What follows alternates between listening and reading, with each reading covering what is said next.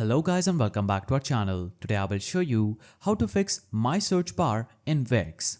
So if you're having issues with your Wix search bar not functioning properly, let's fix visibility, connections and display settings properly. All in a few quick steps. So log into your Wix account and open your site in the editor. Navigate to the page where search bar is placed. Here, click on the search bar and if you're using Wix site search, go to the settings panel. After you navigate to settings panel, make sure it's connected to the correct dataset or is set to search the whole site. And if it's a custom bar, ensure that it's linked to the correct search result page. Here, you'll have to make sure that the search bar is not hidden behind other element and right click and use the bring to front.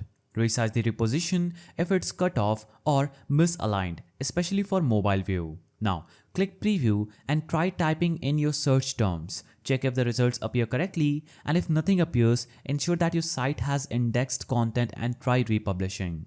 Switch to mobile view in editor, repeat layout and visibility fixes and ensure that show on mobile is enabled in the settings. And that's how you fix your Wix search bar quickly. If it's still not working, try deleting and re-adding the search bar or contact Wix support.